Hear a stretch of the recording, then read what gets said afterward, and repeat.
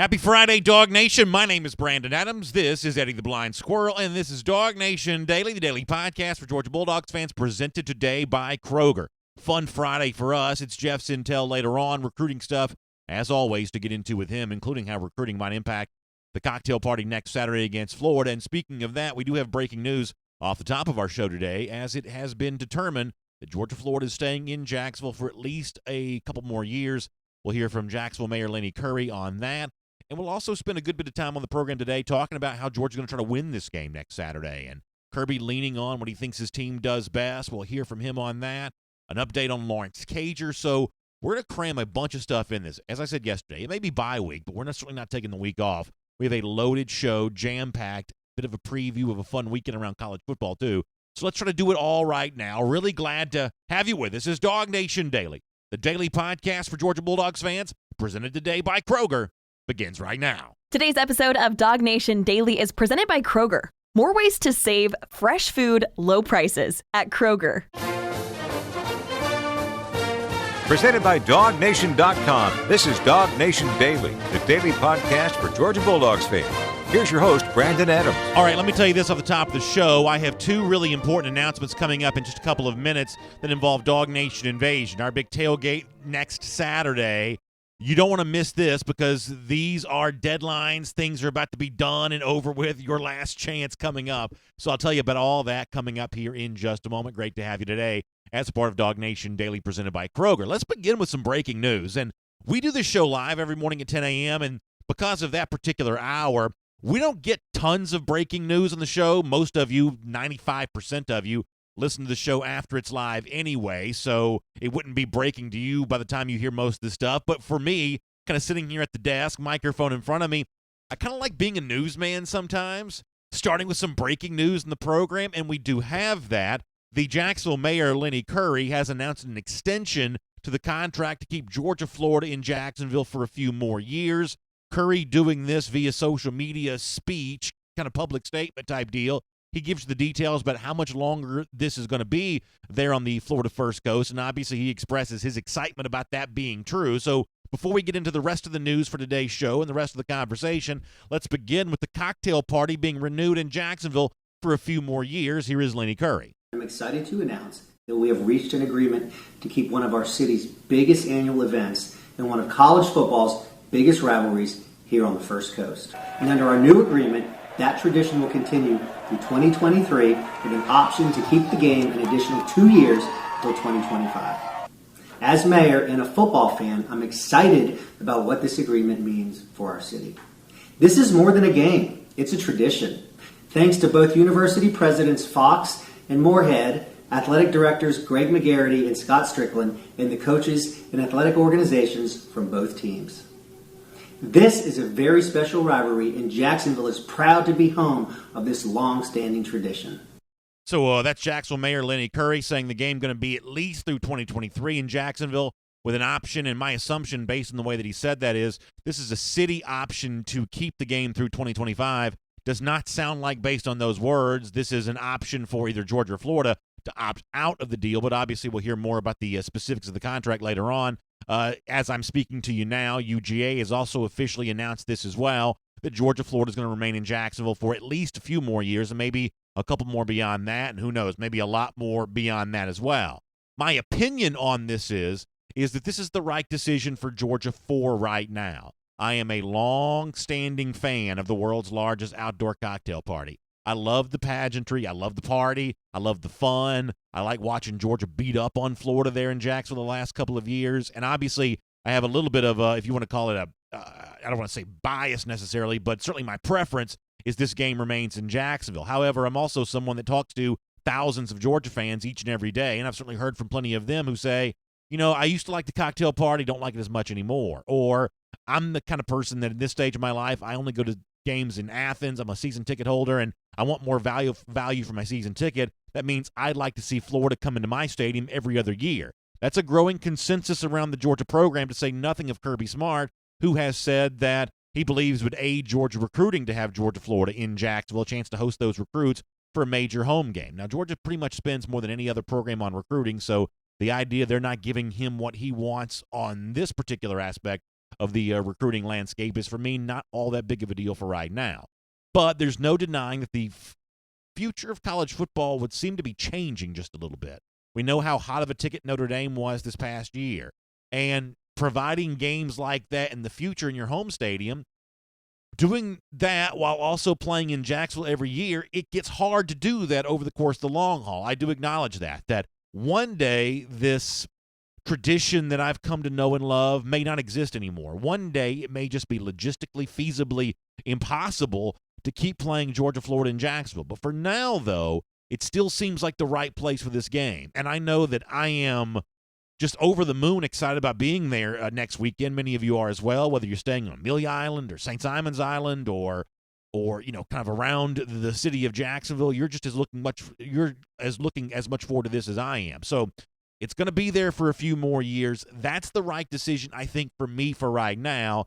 But admittedly, this may need to change sometime in the future. And if it does, I think that Georgia will be ready to roll with that and usher in a brand new era of this rivalry on campus. But that's still, at least for now, a few years away. Okay, so let's transition now here on DawgNation Daily, presented by Kroger, and talk a little bit more about how Georgia actually going to win this game when it's played next Saturday, because that's the thing that's important to the most of you, the majority of the audience here. And it certainly seems like, based on some of the things that Kirby Smart said this week, is that Georgia's going to continue to lean in on what it knows it does well to kind of go out there and beat Florida. Now, admittedly, I've had some skepticism about this.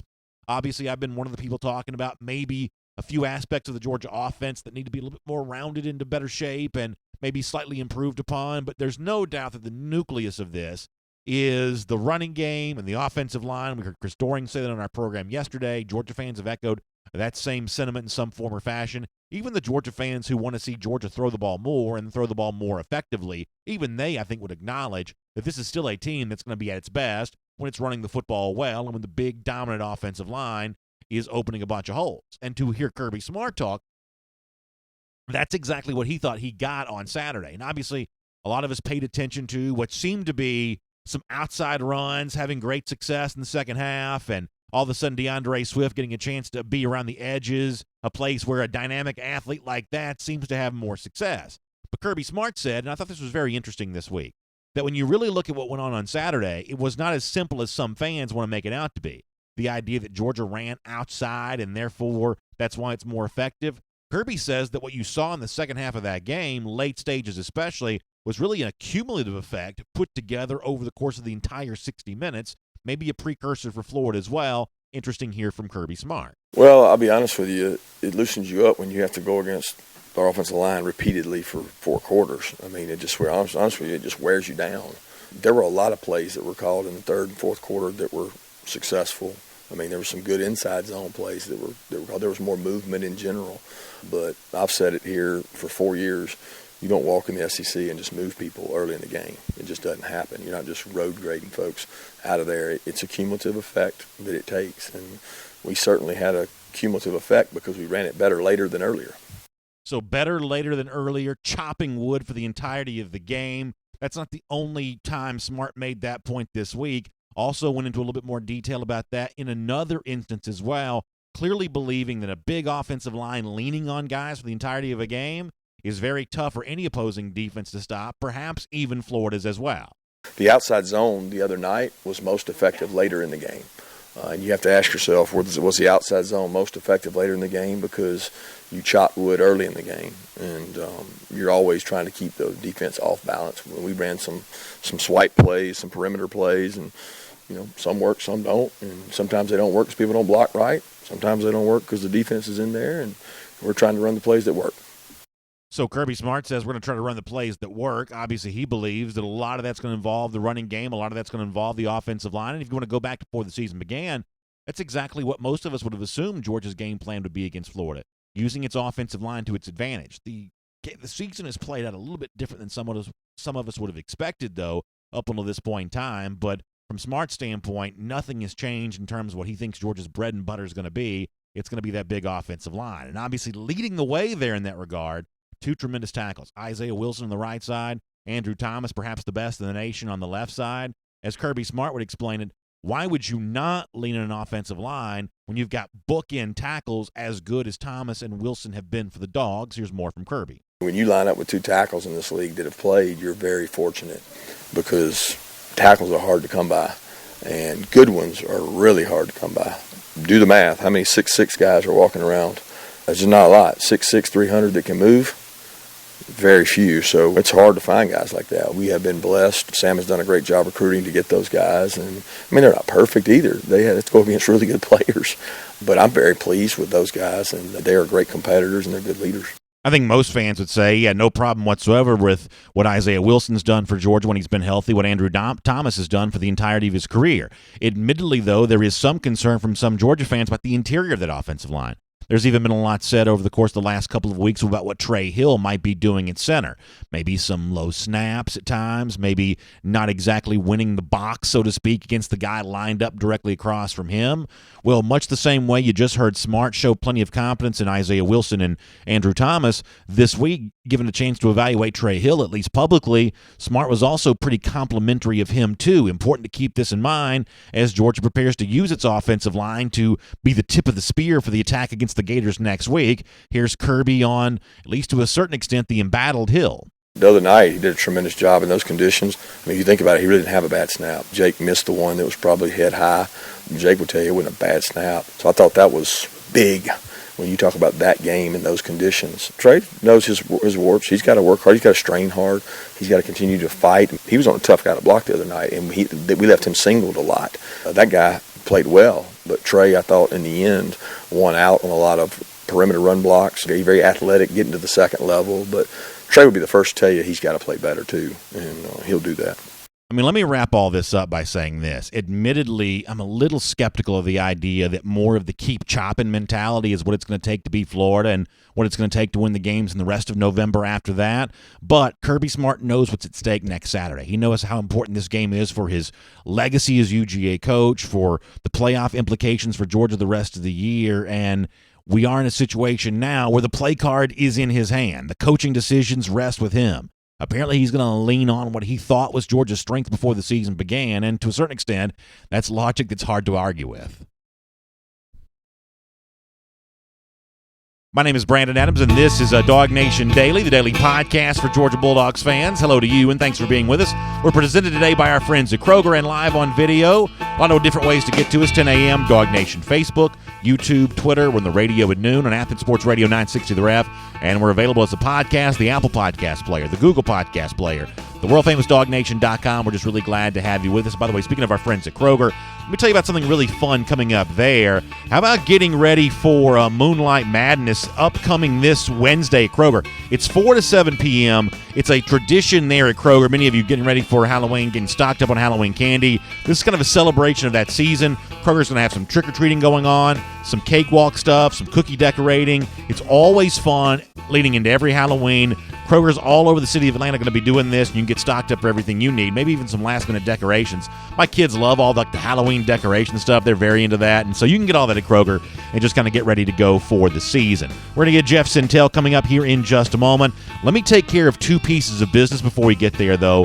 DawgNation Invasion, I've been telling you now for a while that we were going to sell out of this eventually. I told you on a special video yesterday that we've actually exceeded our original number. We said we're going to cap this thing at 150. We've kind of gone past 150 now, so I've been simply given a deadline of today. By the end of the day today, if you want to be in on DawgNation Invasion and guarantee yourself a Gator Hater t-shirt, you got to get in on that right now. So website to go to, DawgNationInvasion.com. Of course, the whole thing is brought to you by R.S. Andrews, Kroger, and our friends at Peach Pass.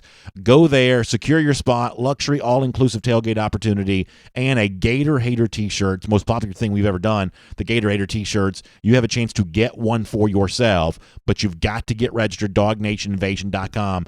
They are not going to let me do any more beyond today. I'd kind of been pushing this thing pretty hard. We went over 150, but they have said no more beyond today. Today is the cutoff for that. So get in, be a part of DawgNation Invasion.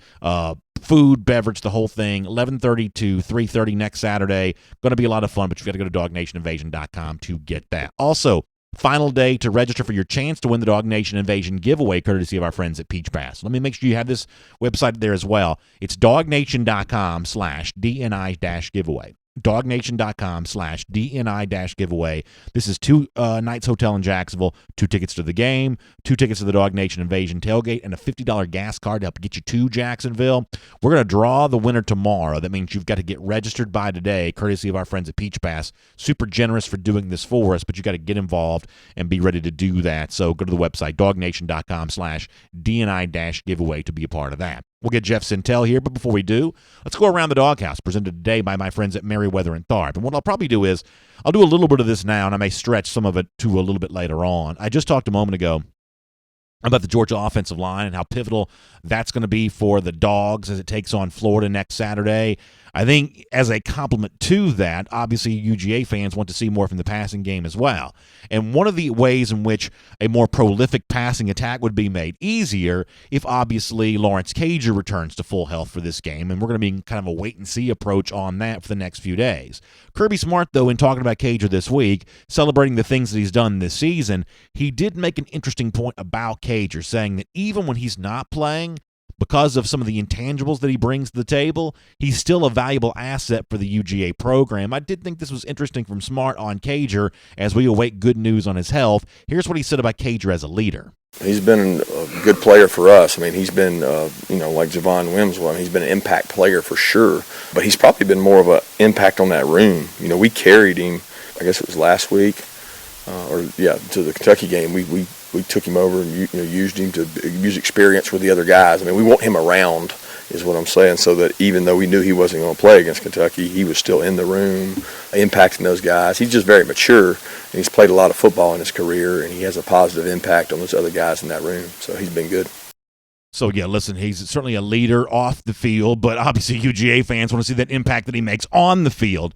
So we'll hope for good news on Lawrence Cager coming up in the days ahead. It's Around the Doghouse. It's presented today by our friends at Merriweather and Tharp. And, of course, I know for many of you, this is a time of year where maybe you're thinking about a marriage that's just not quite holding together the way that you hoped that it would. You never dreamed of being in this scenario, but if you find yourself in that scenario now, as I've been telling you now for a while, and I think this is great advice, that you want to have an advocate on your side because, let's face it, you have questions that don't necessarily have easy answers, but the experience from my friends at Merriweather and Tharp, they do have answers to these questions because they've been through scenarios like yours with the rest of their clients thousands and thousands of times. You can lean on their expertise here.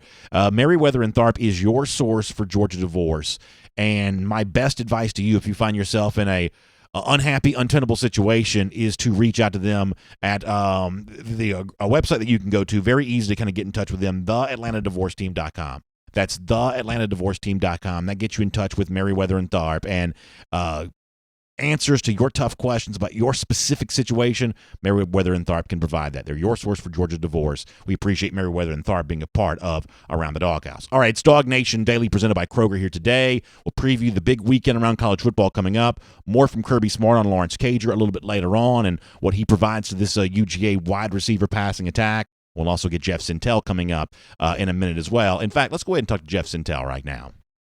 Yeah, we'll get Jeff in about 4 minutes, but you kind of want to keep things continuity-wise for the radio show and the podcast. So we'll get Jeff coming up in just a little bit here. We got some time to do your comments before we get there. Let me pop on Facebook here for a moment. Georgia, Florida staying in Jacksonville. You want to talk about that? Kirby Smart kind of doubling down on the offensive line. You want to talk about that? We'll do kind of an early version of our R.S. Andrews cool down and get more of that to come a little bit later on. Hope you all are doing well here on this very happy Friday, getting ready for a weekend off of no Georgia football, and maybe you all doing something pretty fun this weekend as a replacement for that. I hope so anyway. So let's Chris Free says, let's give the ball to the tight end more over the middle, not when someone's on them. Yeah, I think at this point in time, when you talk about, hey, get the ball to tight end, no one's argued for that more than I have, Chris. I think that the thing that's the issue here, though, is that throws to tight ends right now, whether it be Warner, whether it be Wolf, those are throws that are not being made to George Pickens right now, who can work very similar to the way the tight end can because of his big body, because of his kind of high catch radius. When you throw to tight ends at the moment, I'm not saying you shouldn't ever throw to them this year, but when you throw to them in the moment, that's a throw that's not going to Robertson. That's a throw that's not going to Cager when healthy and on the field. That's a throw not going to Dominic Blaylock. It's really those four guys right now that I think are the most likely to get the Georgia passing game going, and those are the guys that I think ought to be distributed the football to. Now, you've heard me say for a million years that I'm a big believer that tight ends just make offenses work better. There's a reason why they're so heavily utilized in the NFL. And the Georgia offense, all things being equal, throwing to tight ends I think is important, sometimes even more important than throwing to wide receivers. But for this particular team in this particular moment, I think having tight ends on the field but throwing to the 4 receivers that I mentioned, for me, that's the best offense right now. However, your point about throwing over the middle, I do think that's an important part of this. Some people are going to tell you, well, Georgia's actually throwing over the middle more than you realize. I think there's a difference, though, between throws between the numbers and between the hashes. And sometimes I think what we count as a over-the-middle throw for Georgia is a throw in between the numbers, when what really matters is a throw in between the hashes. And that's what I think that Georgia needs a little bit more of. And I think that's fair. Robert Reynolds says the next game UGA plays Florida in Athens, best believe I'll make that trip. Until then, it's TV time, and that's certainly fair. I mean, obviously, way more fans watch the games on TV than attend in the stadium anyway. And as I said before, I know there's a pretty significant divide between fans who want the game in Athens every other year and the fans who want it in Jacksonville every year. McGarity himself has said he thinks it's a 50-50 split. As that number starts to lean more in the direction of 55-45, home and home, 60-40, move the game to home and home, and eventually that seems to be where the trend is going. At that point in time, it's going to be hard for me to fight against that. I'm more swayed by the majority of Georgia fans who want to change the venue of the game than I am by simply Kirby Smart wanting to change that venue. Not saying Smart's reasoning is wrong for what he said, but Smart alone isn't enough to get me to want to change a tradition that stood now for, 80 years or something like that? But if the fans, the majority of them, don't want that, at that point in time, I think you've got to revisit that scenario. And by 2025, which is the end of the option for the extension that Jacksonville currently has, who knows what the landscape of college football is going to look like at that point in time. But given the tough non-conference games that Georgia wants to play, the home-and-home variety, given some of those scenarios, it may be difficult to renew this series beyond 2025 because of the typical challenges of getting fans into your own home stadium. But for now, extending it's what kind of makes sense to me. Phil Rogers says the city makes $35 million a year. How much does Georgia get? The honest truth is, Phil, off the top of my head, I don't know, but it's more than they would get for a typical home game. Otherwise, they wouldn't be doing it. Georgia would not be making this decision if they weren't getting more money than they would get for another game. But I honestly don't know exactly how much that is. I'm sure Mike Griffith, Chip Tower, some of those guys have done plenty of reporting on this over the year. Let me pop over to YouTube for a moment. Ben Gunnell says, so we're signed in Jacksonville through 2023. Well, what the Jacksonville mayor said is the contract extension is going to run through 2023 with an option to extend to 2025. Now, the way he said that made it sound that the option rests with the city only. It's kind of like in professional sports where the player has an option to extend the contract or the team has the option to extend the contract. This sounds like it's a city option, so the two teams themselves, Georgia and Florida, based on the way the Jacksonville mayor said this in his statement that we heard a moment ago, doesn't sound like the teams would have the option to opt out of the deal, but obviously there'll be more reporting on the specifics of the contract later on. So based on what the Jacksonville mayor said, it sounds like the game is going to be in Jacksonville at least through 2023, but probably overwhelmingly likely to also be there through 2025 there as well. Connor Riley's going to join us here for a moment. Also, a key point of indication here is that this new contract takes effect starting next year instead of waiting for the 2021 contract to essentially expire. So they're getting the more guaranteed money, which I believe is $3.5 million. $3.5 million payout. They're getting that in 2020 instead of starting that in 2022. So let me say this back to make sure I understand. So they're already going to get more money for what would have been like the final 2 years of the contract then, correct? That is correct. Okay, that's pretty interesting. That's good stuff. What else is going on over here on YouTube here for a moment? Cliff Payne talking about somebody getting blocked. I don't know if he's blocking somebody. We don't really block anybody on YouTube. I know a lot of you guys block each other, and I guess in some cases that probably makes some sense. But I don't think that we've hardly blocked anybody on YouTube, I don't think. Cliff Payne, going also back to the subject of what we addressed near the beginning of the show, Kirby Smart kind of doubling down this week on his trust in his offensive line, the work they did against Kentucky last Saturday. Cliff says, I trust UGA's offensive line, even though it's been far from perfect over Florida's offensive line. He's making that comparison there. He says Fromm's going to bounce back too, I believe, when needed in the passing game in this one. Cliff, I do expect Georgia to play much better offensively. The fact that SEC Network analyst Chris Doering also kind of touted that in our program yesterday, that kind of means something to me too. So maybe this is just kind of like nothing but fan talk in me, but I'll be very surprised if we don't see Georgia play much better offensively against Florida than it has the last few weeks. And admittedly, I've had some skepticism. For now, though, I'm just going to kind of park that in the corner and just say, hey, Kirby, this is your game plan. Do what you want. It's your legacy on the line anyway, so you might as well coach it the way you think it's best. And as they once said about Norman Dale and Hoosiers, I'm just trying really hard to believe you know what it is that you're doing. So you go out there and you do what you think's best, and then we'll see where the chips fall after that. All right, we have got update on the big games of the weekend later on, more from Kirby on Lawrence Cager and how this wide receiver situation is kind of coming together. A lot of fun here still to come, but I know on Fridays you guys like to talk to Jeff Sintel, get some UGA recruiting. So let's go ahead and do that right now as part of DawgNation Daily, presented by Kroger. From Athens and across the SEC or wherever the recruiting trail may lead, here's a DawgNation.com insider. A lot going on in recruiting right now, especially coming off the week in which Georgia now reprioritizes its tight ends, or maybe just reclarifies the situation with tight end recruiting after five-star tight end Rick Gilbert surprisingly chose LSU over Alabama and Georgia and a couple other finalists earlier this week. Let's talk to Jeff Sintel about that and a whole lot more. Jeff, before we get into the recruiting part of this, though, obviously breaking news as we came on the air live this morning, Georgia-Florida staying in Jacksonville for at least a few more years. I have said that I believe that's the right decision for UGA for now. I love the cocktail party. I know you have special memories of being there a lot over the years, too. I'll also acknowledge that the landscape around college football is changing, and by the time you get to the end of this new contract that's just been signed, maybe it'll be untenable to keep this game in Jacksonville at that point in time. Maybe that's going to be an impractical thing to do because of the way that home-and-home non-conference scheduling would seem to be becoming more important. But for now, this is a tradition that can be preserved, and since it can be, I think it should be. What's your opinion? Yeah, Brandon, good morning, everybody. I think really the thing that most people don't recognize about this is, everybody just goes to that check-down excuse or rationale, which is recruiting.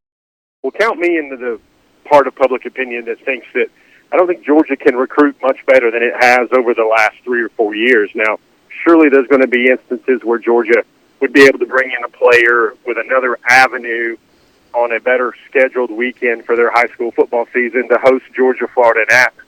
I get that. But as long as this program has a Notre Dame scheduled out of conference, and it has heavyweights with strong seasons like an Alabama or an Auburn in a lot of these years, I think the home schedule will be just fine with all that. Yeah, so let me try to break this into two parts, and then we're going to move on and talk about recruiting. When Kirby says that it would be helpful to have this game in Athens every other year to help with recruiting, I'm certainly respectful of that argument. That's not, an invalid argument. However, the offset for me on that is Georgia essentially spends more money on recruiting than any program in college football does. So the idea that Kirby's not getting what he wants in this regard, he's getting just piles and piles of cash to throw at the problem, that to me seems like a reasonable trade-off. However, ultimately, when this thing does get moved, if it indeed does, and I think eventually it's probably going to, Jeff, I think it's going to be more about the changing landscape of which games have value and which games can really fill up a stadium. Georgia, for the most part, has been up to this point impervious to the just lessened demand for tickets around college football. But we saw this year the Notre Dame game was way more popular than most of the home games we've seen in recent years in terms of a ticket demand because people haven't seen it before. It almost seems like, Jeff, even though Georgia Tech's a non-conference game, and I hate to say it this way because it's too flippant, but it's the only way I can think to say it, people are tired of Tech every other year. People are tired of Tennessee every other year. The Georgia-Auburn ticket's kind of a somewhat hot ticket, but there is a certain, I don't even know the word I'm looking for. People are just kind of getting a little bit bored with the same old in Sanford Stadium every other year. Other place around college football, that's an even more significant problem. I think it's going to be a ticket demand thing that eventually pushes Georgia, Florida on campus more so than the challenge of recruiting when you don't have that one extra really hot home game every other year. What do you think about that? Well, yeah, the home schedule is always going to have its druthers where it seems like everybody's on the model now where they're working to, where they want to have one heavyweight out-of-conference opponent, and then 2 other kind of paycheck games every year. And, this is me going to be very ahead of my skis right now, Brandon, as you like to say, but, man, I would love to see a world where Georgia gets more of a Clemson on the annual schedule, and then Georgia Tech might become that once every 2 or 3 years game at Mercedes-Benz Stadium at the beginning of the year. I think that solves a lot of problems with Georgia having to have the rivalry game with Auburn. That's a locked-in SEC game. The neutral site with Florida, and then also the end-of-the-year capper with Georgia Tech. I think that game would be so much better in the state for both parties if Georgia played Tech at the beginning of the year, maybe every 2 years at the Mercedes-Benz Stadium, and that way it would be a 0-0 Georgia versus a 0-0 Georgia Tech. That would sell a lot better, especially for those network TV executives, rather than an 8-1 or a 10-1 Georgia versus a 4-8 or a 5-6 Georgia Tech. That's the vision I see. I know that's really far off, but if you can chisel Tech out of that yearly schedule, then you could add Clemson more often. You could maybe add a Florida State more often, and I think that would be better for that home schedule that all the donors want to see with their season tickets. I think that's a pretty interesting comment, Jeff, and I think that things like that may be more likely to be considered in the years to come. Let's talk about tight ends here for a moment. Georgia obviously missed out on Rick Gilbert on earlier this week when he chose LSU. Let me start with this. I want to move on to some other names. You have written at DawgNation.com, and you've actually written this now twice, even after the fact, that you don't think that Gilbert will consider a flip anywhere.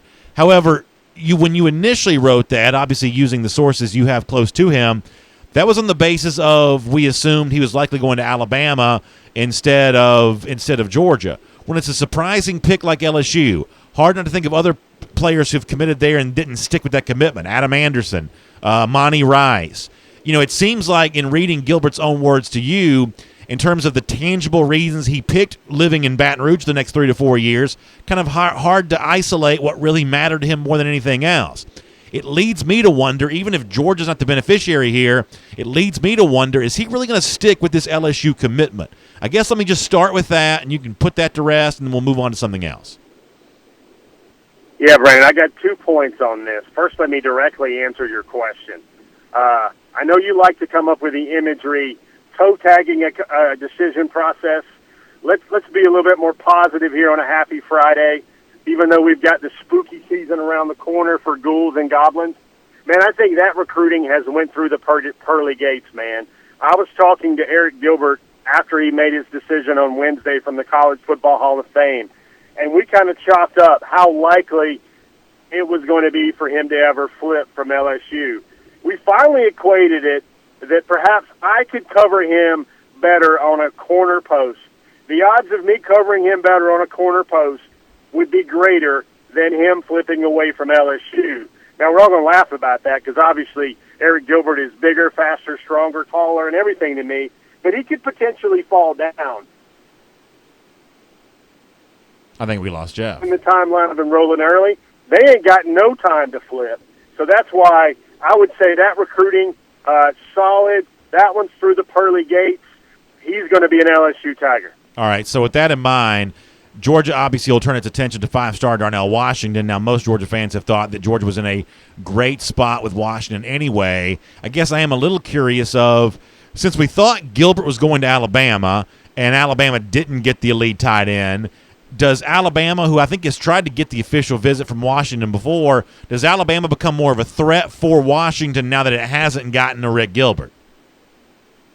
Yeah, I think Alabama becomes a bigger threat for both Darnell Washington, at least to get an official, and also an official visit from Theo Johnson. Remember, he was kind of dangling that toward the end of his recruitment. I think that's something to think about, Brandon. But here's a point that we put in the DawgNation forum this morning that I want everybody to get a sense of. Now, I'm going to bring up a name from last year, and that's the name Luke Ford. To me, Luke Ford, who portaled back home to Illinois, that was an unfortunate situation with his family, his grandfather. He wanted to be back home. You get all that. But for me, everybody... Jeff? A point But I think also a lot of people are Hold forgetting on. about I Luke gotta Ford. stop. I gotta stop you. Hey, Luke Ford was a size athlete, 6'6". Hey, can you make the Luke Ford point again, Jeff? Because we got a really bad sell here. Maybe we need to hang up and call you back. But I want to get what you're. I want to get what you're saying about Luke Ford, and we kind of lost you there a little bit. Can you hear me? Okay. Yeah, Brandon, I can hear you fine, man. What's up? All right. So start over with the Luke Ford point because we kind of missed that. Okay, Brandon, can you hear me now? You got me? I sure can. So start over with the Luke Ford point if you don't mind, because I want to make sure we don't miss this. Yeah. So here. Go ahead. So I guess resetting that. I mean, I put this in the DawgNation forum today that everybody laments about the Georgia offense these days and what it's missing. They're missing J.J. Holloman off last year's team. He was supposed to be back. He had to transfer out of the program. He was dismissed from the program in June. That's a very valid point. But the thing I don't think people think of regarding the offense and having maybe sharper teeth in 2019 is also Luke Ford. Here's the point I'm making. Number one, Luke Ford was a big-size athlete, can make a lot of plays in traffic, could go over the middle of the field. That's one. The second thing there with Luke Ford he could do is he's a tremendous blocker, perimeter blocker out on the edge. You think about him being in the Georgia offense, I think they would get 20% more production from the tight end spot.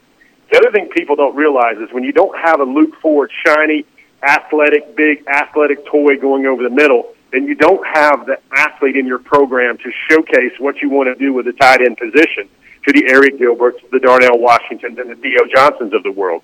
So I think that hits both ways. I mean, it was an unfortunate situation. He had to transfer back home. He had an ailing grandfather there. He portaled back home. Sadly, he's still not eligible. Thank you, NCAA. But I think people forget about Luke Ford and what a difference he would make in the run game and also in the downfield passing game with this Georgia offense in 2019. We're talking about a top 50 player in the 2018 class who would have been a nice starting complement to Charlie Ward and Eli Wolf in that Georgia offense this year. So you're saying the absence of Ford makes it a little bit more difficult to sell to, guys that could potentially do the same thing like a Theo Johnson. Is that the point that you're making? Yeah, that's 2 points. Number one, he's a really effective perimeter blocker. Yeah. Number two, though, is you have Luke Ford out there who can make catches. And Luke Ford is a guy that, one of the things they say to Darnell Washington and Theo Johnson and Eric Gilbert is we don't have guys who can do things like you do, and that's what we wish we had. So Georgia could have had a better demo model, a better display piece to show everyone about that. So on Before the Hedge is presented by Kroger each week, you give me multiple choice questions as part of your weekly six-pack. So I'm going to turn the tables on you, and I'm going to give you a multiple choice question. So here are the options for UGA recruiting a tight end. They sign A, just Darnell Washington, B, Washington and Theo Johnson, C, Washington and Mikey Henderson, or D, Washington and fill in the blank, some other tight end. Or I guess I'll just stop right there. I mean, what do you think as of right now the most likely scenario is? I think I have an opinion, but I'm more interested in your opinion. So what do you think the most likely scenario is of the options I just laid out for you? Yeah, those are all very likely options. I know, Brandon, you would like for me to say Darnell Washington and Theo Johnson and have two of the country's top 5 tight ends there and call it a great recruiting class. I think what feels most likely right now is a Darnell Washington and also a best player available. And if that best player available becomes a Mikey Henderson Jr., I think that's somebody Georgia needs to go for. We've documented this week on DawgNation.com that Georgia has considered Mikey Henderson a priority way back into the summer, way back into the longest time. It just wasn't a knee-jerk or a reading of the green tea leaves type situation, seeing what may or may not be happening with Theo Johnson. Still a very contested recruitment right there. I think what Georgia needs to do, especially in this class, is to make sure they get another second tight end body for the 2020 season, because if they just bring in Darnell Washington, Brandon, then that's going to just be 4 scholarship tight ends for that room. Georgia likes to employ a lot of 2 tight sets, a lot of 8 sets, a lot of multiple packages with its tight end. It's going to be very hard to do if anybody gets mixed up, and Georgia goes into key SEC games and they only have 3 scholarship tight ends ready to play. That's why I think they do need that extra guy in this 2020 class that can do a lot of those tight end, flex end type things. Before we move on, just one more quick moment on this. Would you mind kind of drilling down a little bit more on how you think Theo and Mikey Henderson compare to each other? Because admittedly, some of the things you've said recently have me kind of wondering if Theo is not Big Ten bound, just given the way those programs use tight ends and some of the complimentary things he said coming off some of those visits. So if Georgia is more in the Mikey Henderson business than the Theo Johnson business, what is the difference between these two players? Would you mind drilling down on that just a little bit more? Yeah, well, I guess the difference is if I'm going to line up Eric Gilbert in that role to give you a breath of my opinion about Theo Johnson. If Eric Gilbert, Theo Johnson, and Darnell Washington all go to college football and they reach the upper tiers of their potential, meaning from a scouting perspective, they hit close to their ceiling after 3 or 4 years in college football, when they're ready to go in the NFL, if all those three men develop to their potential, you're talking about 3 first-round tight ends, clearly. But you're also talking about, I think Theo Johnson can be the best one of those three because he's a combination of the athletic ability, the size, the willingness to get their hands dirty inside.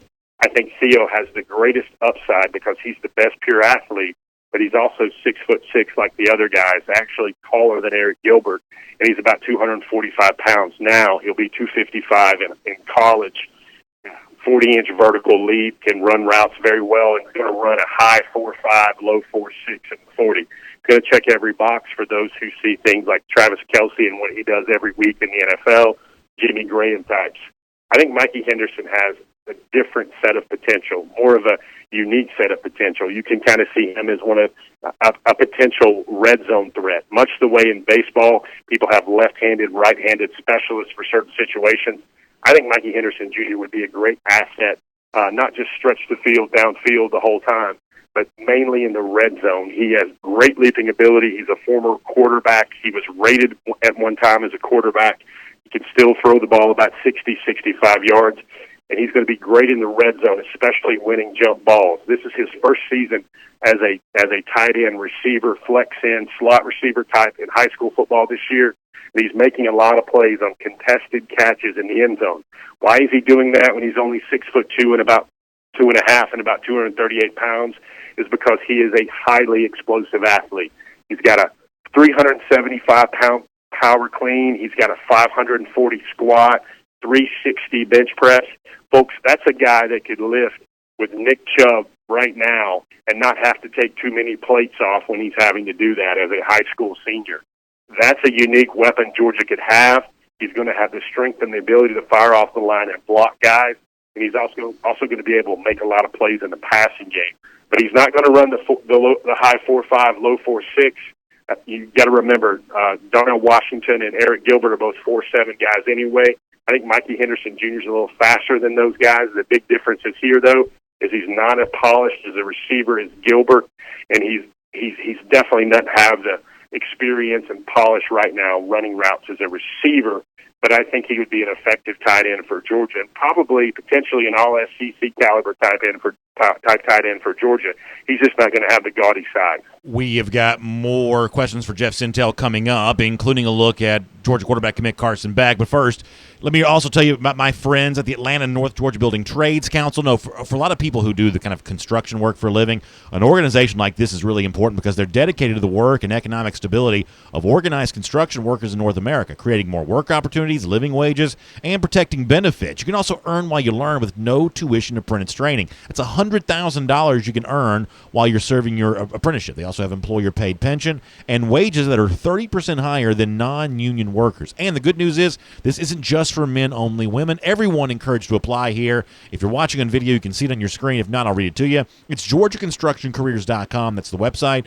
GeorgiaConstructionCareers.com, or give them a call at 404-584-0005. That's 404-584-0005 to get in touch with my friends at the Atlanta North Georgia Building Trades Council. Jeff, I've been meaning to talk to you about this. We just had other things going on.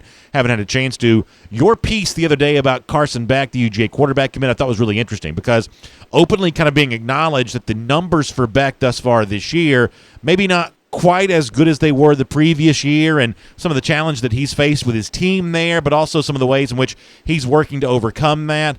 We haven't talked about Beck on our show in a little bit of time, so would you mind just kind of, I guess, resetting this a bit? I hope people had a chance to read your story at DawgNation.com, but kind of give us a little bit of a thumbnail of what you've learned about Beck as of late.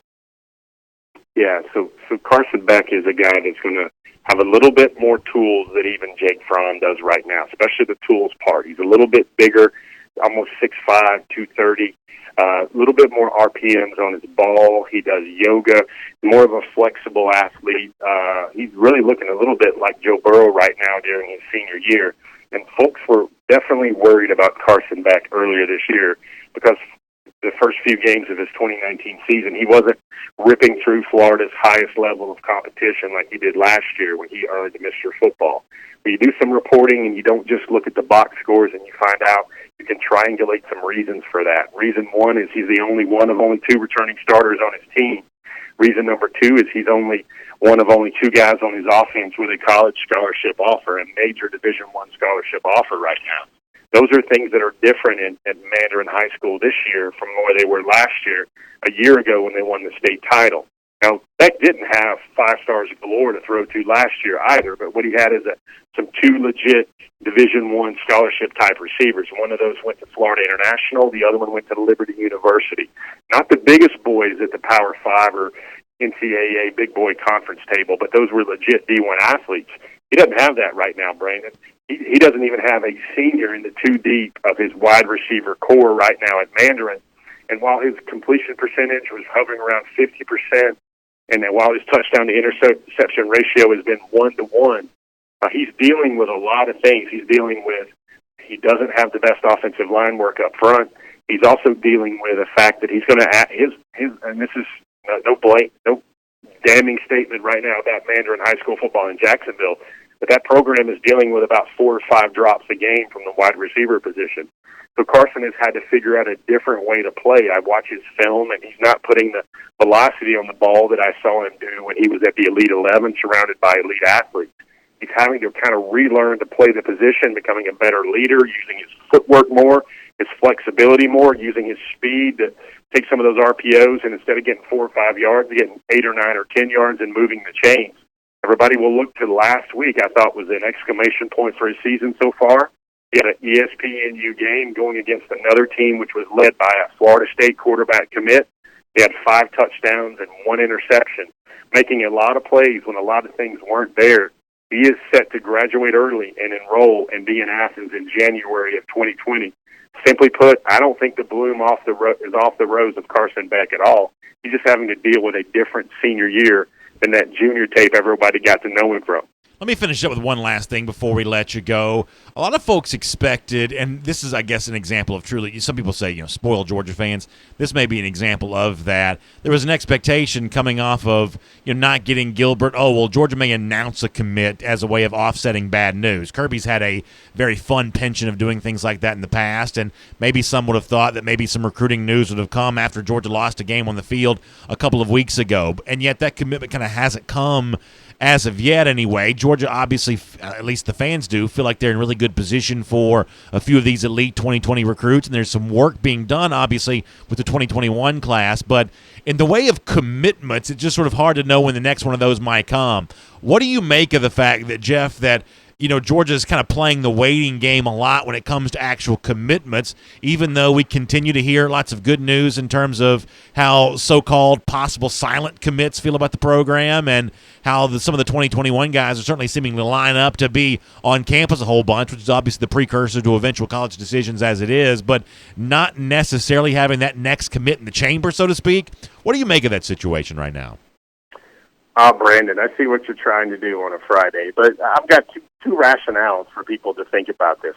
Number one, I think Kirby Smart's focus right now is where it should be. It's on beating Florida. It's on getting better. It's on recovering and restoring the momentum of the program with the 2019 season. But folks got to understand that Kirby Smart and Georgia in the 2020 recruiting class, especially the rest of the way, as we're going on 75 days since Cedric Von Prawn Granger committed on August the 17th. Here's what's different. Kirby Smart is kind of like that that mom that has her Christmas tree up on November the 1st and already has a gaggle of presents on underneath. And the kids in the family have got to sit there and walk by those presents and look at those presents for the next 6 or 7 weeks until they get to open them. What I mean by that, guys, is I think this class has a lot of guys that are going to make their decisions at predetermined finish lines and decision dates, much like Tyreek Stevenson did for Georgia last year.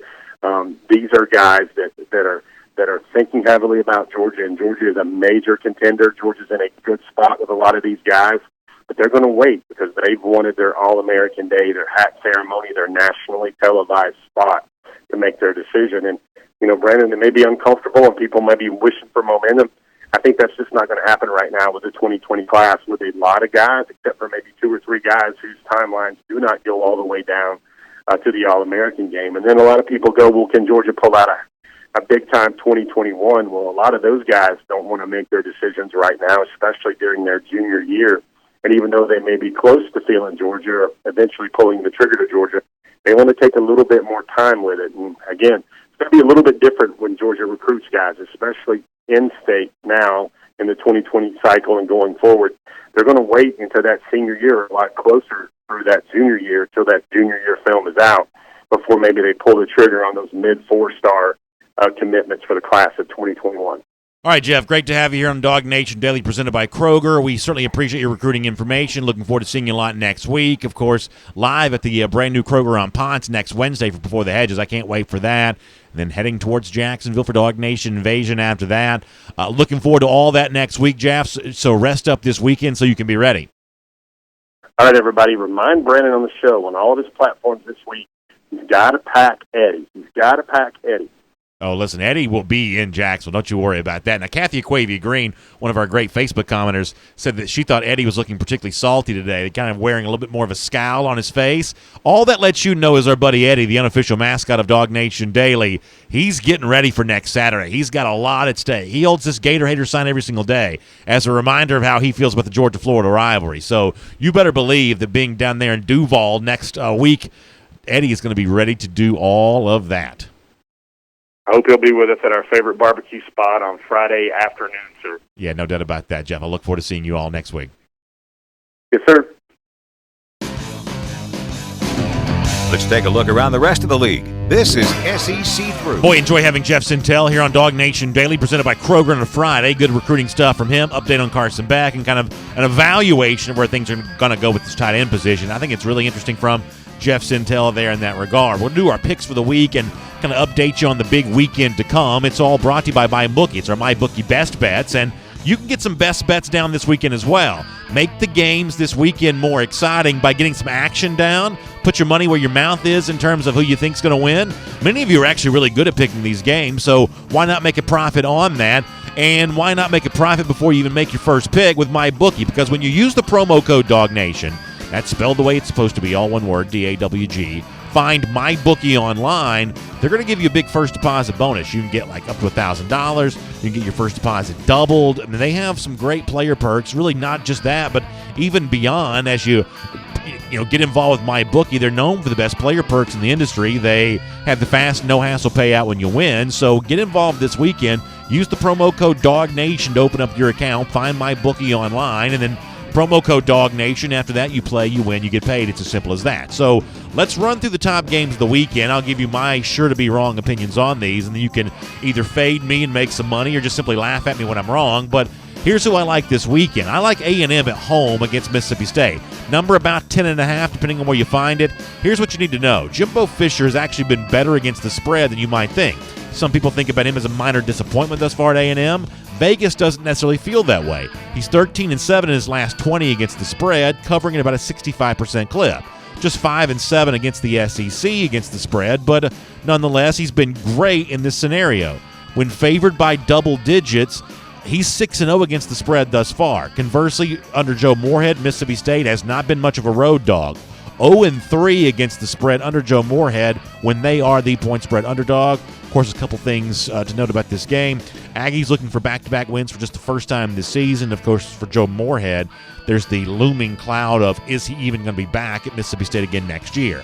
Another 10.5-point favorite, the game of the day, is in Baton Rouge for Auburn and LSU. LSU is my pick to win the SEC West, but that does not believe I believe this game is going to be easy. In fact, I don't. Given the number 10.5, I'm going to take Auburn here in this spot. I know there's a lot been made about the fact that Auburn hasn't won here since 1999. The truth is Gus Malzahn has been about as good against LSU as you might expect. He's 3-3 against the spread in his 6 games dating back to his first year in 2013. Just 2-4 straight up, but LSU is one of the top programs in college football, so that certainly makes some sense. He did have a high-profile loss at LSU in 2017 when Auburn was one of the best teams in the country, not getting it done in Death Valley there that day. But he's also been 4-3 against the spread as a double-digit underdog during his career. They've won twice in that scenario, going back to 2013, Malzahn's first year. Orgeron has been good against the spread. He's 17-7-1 overall in SEC games, but not always great as a double-digit favorite at home. Some of that stuff about Death Valley being the place dreams go to die, not always as far as Vegas is concerned. LSU just 7-8-1 as a double-digit plus home favorite under Ed Orgeron. You look at what LSU did against Florida. They ran the ball really well. You can't beat Auburn in a one-dimensional situation. As good as Joe Burrow is going to be and has been, you're going to have to find some of that running game that you found against Florida to do well against Auburn. The fact of the matter is Auburn just doesn't yield very many yards on the ground, just 3.1 yards per carry on the season. That's enough to keep this game close. I'll take Auburn as a MyBookie best bet. South Carolina goes to Tennessee. Tennessee about a 4.5-point underdog. This line has moved a little bit here this week. I liked this game better when Brian Maurer was the quarterback for Tennessee, and I would certainly like it better at 6 than where it is right now. But nonetheless, Tennessee is still my pick here. Maybe somewhat surprising, but the fact of the matter is Tennessee has played better as of late. They are just 2-4 against the spread as a home underdog under Pruitt dating back to last year, but they won outright as a home dog against Mississippi State in their most recent home game. And if not for the Eric Stokes hit on the quarterback, and if not for the scoop and score by Tay Crowder, this would have been a Tennessee team we're talking about covering in 4 of its last 5. In other words, Vols have played a little bit better as of late, but it's been hard to tell because it's come against Georgia, it's come against Alabama, 2 teams they couldn't beat straight up on the field. But Vols quietly starting to play a little bit better. Obviously, a lot has been said about the fact that Muschamp has historically been good against Tennessee, including winning 3 straight as South Carolina coach, but this game was closer than the experts thought it would be last year. As a 10.5-point underdog, Tennessee did keep it within a field goal, losing 27-24. That is enough for me, even though Muschamp historically is very good against the spread at South Carolina. That's enough for me, believe it or not, to actually take Tennessee here. I'll run through a couple of other these pretty quick. I think Alabama is a 32-point favorite against Arkansas. The number to know, Saban in his career is not great against the spread versus Arkansas. In 12 previous meetings, he's just 6-6 in that situation. Arkansas has also beat the Vegas number 2 straight years against Alabama. With Mac Jones on the field for Alabama, they didn't cover a 30-plus point number last week. That's enough for me. I'll take Arkansas plus the points here as my bookie best bet. Play of the week for me, maybe Missouri on the road at Kentucky. A Wildcats, a 10-point underdog. This is a bounce-back situation for Missouri. They've done great in that situation the last 3 times they've been there. That may be all you need to know about that. And, of course, the 2 big games nationally. Let's talk a little bit about Wisconsin, Ohio State, Notre Dame at Michigan. I just think these games are fun to watch, and not having Georgia playing on Saturday, a chance to settle in and watch some college football, you may enjoy that. For now, we'll make that our MyBookie best bets and our SEC through. And let me transition here on DawgNation Daily and get back to the Georgia Bulldogs here in a moment. And I want to go back to what we were discussing a little earlier in our show, the situation involving Lawrence Cager. We had Cliff Payne in our YouTube comment section a moment ago said he really hopes to have Cager back healthy again for that Florida game, and I do think that's important. Smart, you heard him a bit earlier in our show say that even when Cager's not playing, he's still a valuable leader to this program. We would all assume that's true. I think we all probably believe that. But Cager's biggest impact is made on the field. One of the things that he does really well is use his body to kind of beat that press coverage, get open, body position, the back shoulder throws. He and Jake Fromm have made a living doing that this year.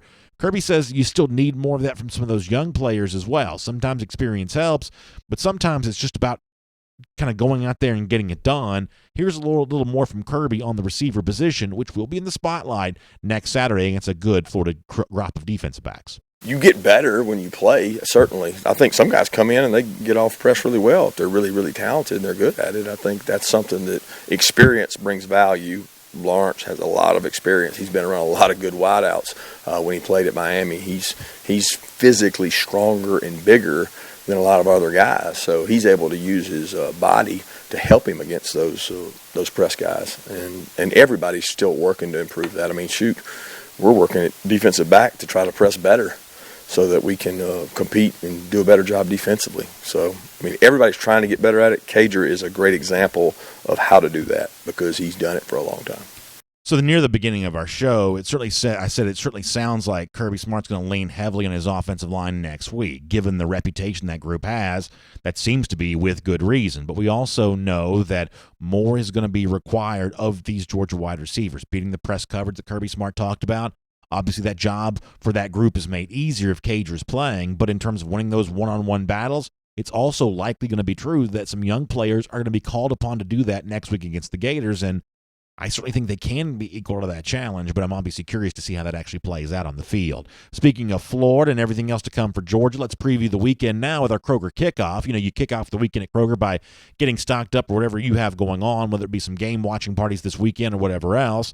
And, of course, we kick off the weekend here on DawgNation Daily, presented by Kroger, each and every Friday there as well. Usually it's looking at the weekend to come for UGA Athletics. Let's actually kind of broaden that out just a bit more here now and talk about the next few weekends for Georgia because, as we've said on DawgNation Daily this week, that even beyond Florida next Saturday, things don't get that much easier for Georgia throughout the rest of the regular season. It's obviously Florida on November 2nd, followed by Missouri on November 9th, Auburn on November 16th, Texas A&M on November 23rd, and then, of course, the classic clean old-fashioned hate rivalry, Georgia Tech, to close out the regular season on November 30th. So after 2 bye weeks already in kind of the earlier portion of the year, Georgia will play the rest of November without any weeks off. And keep in mind that when Georgia's playing Missouri on November 9th, which is no gimme game, even though Missouri lost last week, that is an off week for Auburn getting ready for Georgia the following week there. So a lot to kind of keep in mind of the grind and the rigors of the Georgia schedule here to come, and that's one of the reasons why Georgia this week, during its bye week, has spent as much time as it has getting ready for those games, because Kirby knows as much hype as someone like me is going to put on the cocktail party and beating Florida, that's only the start of the mission for Georgia throughout the month of November. It's our Kroger kickoff here, presented by Kroger. And by the way, speaking of really fun stuff going on at Kroger, how about the return of Chef Jr.? We haven't talked about this in a while, but I'm glad to be telling you about this again because my kids love this, and in October, your kids can love this too. The creation is dirt pudding cups. Now, in addition to getting the chance to make that at your participating Kroger location, you can also get a recipe card, an apron, a chef hat, a recipe box, and a whisk. Who doesn't need more whisks in their kitchen? You can get a whisk as a part of Kroger Chef Jr. here this month as well. So go to KrogerChefJr.com to find out the location nearest you, participating in the program, and to sign up to be a part of it.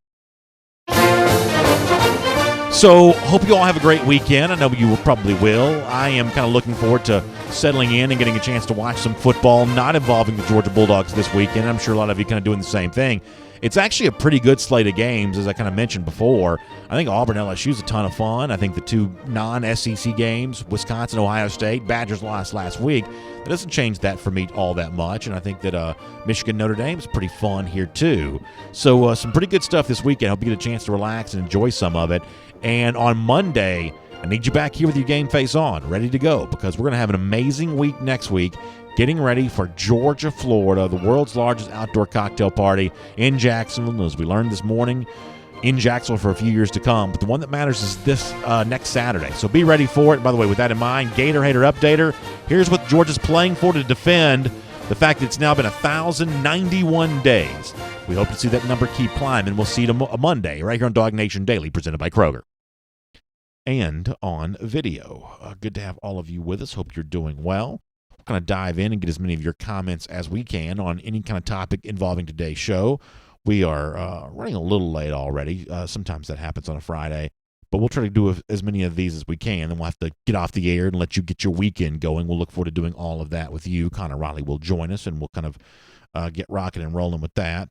So let us talk here for a moment. James Davis says that Kirby knows Mullet's playbook and going to hold their offense to 7 points. Boy, you can talk about something that would make me happy. That would definitely make me happy. And as far as Kirby knowing that playbook from Mullen, they have done a lot of battle with each other over the years. Kirby knowing Mullen going back to when he was still Alabama defensive coordinator. Mullen was running the offense as head coach at Mississippi State. They even did battle a couple times as SEC championship foes when Mullen was still a coordinator at Florida. So they've done head-to-head stuff, defense versus offense, a lot over the years. And for the most part, Kirby's kind of gotten the better of Mullen there in that situation. So that is something that I think ought to make you, if you're a Georgia fan, feel pretty confident going into this game on Saturday. So at least keep that up in mind.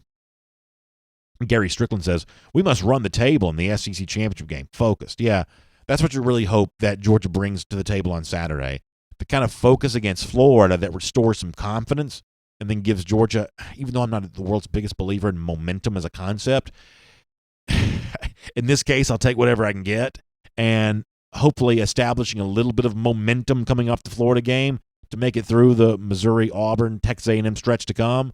Y'all watch A&M on Saturday playing host to Mississippi State. I realize that's not a good team, but let's see what happens to A&M once they get what I believe is going to end up being back-to-back wins and in somewhat impressive fashion, going on the road to Ole Miss, winning that game, beating up maybe on Mississippi State. Let's see if that occurs, and let's see how we start to feel about that game later on in November when A&M comes in. We know the Auburn game is going to be tough, regardless of what his record is at the time. Missouri is a challenge because of the fact they score so many points. So it's about more than just Florida right now. It absolutely is. But what you hope is that first domino of the Gators, once it falls, that maybe you can make some of these other dominoes fall a little bit easier too. So that'll be definitely something we spend a good bit of time thinking about and obviously talking about. A few more Facebook comments. Jimmy Guthrie says, I say LSU doesn't cover but wins 35-27. You're about on my wavelength on that, Jimmy. The only thing that may be different than you is you may see a few more points in the game than I do, because if LSU is scoring a lot of points, it's going to be hard for Auburn to match those points. Auburn playing, without Boobie Whitlow, still got a freshman quarterback on the road. That wasn't a great spot for him.